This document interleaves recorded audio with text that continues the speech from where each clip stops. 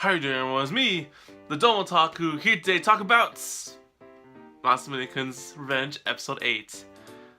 Wow, okay, this episode made a total comeback on my impression of the series. Quite some time. To be honest, you know, in Episode 7, as much as I was sort of like, you know, like upset about what happened with the editing and whatnot, all that stuff kind of influenced me to talk about the episode, even though I was still sort of thinking, I was kind of getting bored with the series. Yes, it was. I was like, nothing's happening yet. You know, we're like more than halfway in the series. Nothing has progressed yet in the series. You know, it's like, unless I see something in this episode, then I'm gonna be kind of disappointed, you know? I'm just like, I'm trying to see how this series will end, and my goodness, did this episode deliver? This episode delivered greatly, and I think this episode confirms who I like best in the series, and that's probably be Neko, because Neko is just, you know, in the beginning, well, throughout the beginning of the series, you know, at first in episodes 1 through 4, Aki was cool, you know, she was like the only like girl in the series besides the, well, I thought that the class president was also a viable character. Even Yoshino, you know, she's like funny, and I like her character more than Aki, because Aki's just meh. But then in this episode, Aki does show some change and some more concern towards Masamune-Kun, which is, you know, it's up there, you know, it's like higher, you know, that's better. That's an improvement for one. But Neko, oh my goodness, her character this episode, my goodness, this is like, if Masamune-Kun started off episode 1 through 4 with this arc with Neko, then great, I would have been all hooked onto Neko's character. I think Neko's character is better than Aki. This is just me? I don't know. That's just me, or whatever. But yeah, so this is like a total Neko arc going on here, where we finally, well, for one, Masamune-Kun learns that she took the picture. He goes over to confront her about it, and then they basically just have a honest chat about it, and says that, you know, Neko didn't really mind about Masamune-Kun. She actually thought that was cute, that he was like fat as a kid and adorable, I guess. I was like, wow, this is, now, as much as this episode portrays Neko as sort of great and whatnot, right, I have doubts, because you cannot always trust everything you see. So, you know, the whole big thing at the end of the episode was that Neko was going missing. She didn't have her medication on her, and she's prone to seizures. We already knew that she was like, you know, some sort of like ill or something like that, because she brought all this medication and stuff. I knew, for one, because, like, you know, you don't bring those everywhere with you unless you have something. I was like, of course she's like the sickly ill character in the series, but I guess Masamune-Kun doesn't think that was a joke. Well, I mean, I makes sense that she sort of tried to fake her illness and her sick body and whatnot to act normal, which makes sense, right? So, you know, to have that sort of there as a presence is like, okay, it makes me like her character even more, you know? She's trying to fit in normally, right? Not seem weak to anyone, right? And it makes me like Echo's character a lot more. And the fact that she's gone and missing, and, you know, this whole dramatic thing where it's like, oh, she's out, she's missing, just have her medication on her, and just like, oh shit, this is like the worst case scenario thing ever. And then you have Masamune like confess to everyone, it's like, oh, she tried to, or, you know, I rejected her, basically. So that was a good conclusion, and I honestly, this episode brought back my interest to the series, and I'm just like, okay, what is gonna happen next? I personally like Neko a lot more, but here's the thing though, so the whole like interaction with Neko and Masamune-Kun in the room, right? So they kiss. Congratulations, Neko making the first move, then Aki or Masamune-Kun.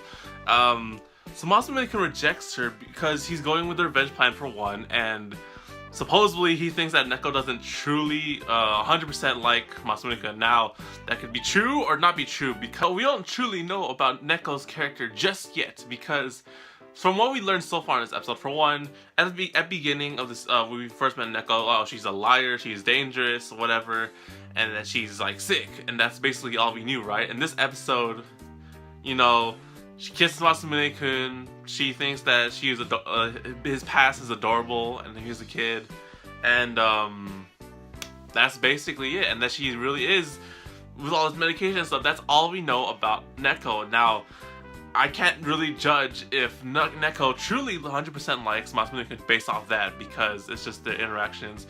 I don't know if there is like an actual backstory to Neko and Masamune-Kun that we don't know about yet, maybe in the next episode. But you know, it was kind of sad to see Masamune-Kun reject Neko, because Neko, to an extent, fully accepts Masamune-Kun, to some extent, you know. I don't know her intentions yet, but from what we saw in this scene here, you know, she knew about his past and his relationship with Aki, and she didn't give a crap at all, really. And she really, you know, all these compliments to Masamune, he's just like, yeah, you're a great guy, and you don't realize it. And Masamune-Kun, man, he chose the revenge plan instead, and I'm just like, it kind of hurts. It really kind of hurts, because, but then, you know, once again, we don't know the true intentions and true background behind Neko and Masamune-Kun. So until this arc is concluded, then I'll have to withhold my judgment on who's best girl in this series, because technically Aki would be dead last because I hate her the most. I just hate her character a lot. But it would be either Neko. That would probably be it. You know, this episode kind of sold me on Neko, and she's just like, whatever, forget the revenge plan, just go with Neko. She's awesome. For now. So yeah, really good. Like I think it was okay timing, or I don't know if it's coincidental that I was getting bored with this series and I was just waiting for something to happen, and this was the episode for stuff to happen. I don't know if it was just perfect timing or not, but it kind of set it up right to bring me back to the series. And I'm just like, okay, what the hell's gonna happen? You know, now that he told Aki and everyone that he rejected Neko, it's like, what's next? It's like, okay, this is gonna be, and I'm considering now actually buying the manga series now and continuing it, because this is an okay part. And at the rate that it's going right now, they technically can complete this series. I don't know if that's possible or not, because the manga, from what I've seen online, is ongoing still. But at the rate that they're going with the series, you have this confession here with Neko, and then Masamune just explains it the whole group, including Aki. So then either one will propel the story to move forward a bit with Aki and Masamune-Kun, and propel the revenge plan more forward, because, you know, he just blurted out that, oh, I rejected her, I chose Aki over her, that's why she freaking went missing and whatnot, right? It's either that, or the worst comes to worst, that, you know, nothing happens in the series. Nothing happens. You cannot have nothing happen when you have an episode like this happen, where they kiss, confession, rejection, and just, you know, drama. She's missing. She could have a seizure at any time because she doesn't have her medication on her. Kind of crap. Alright?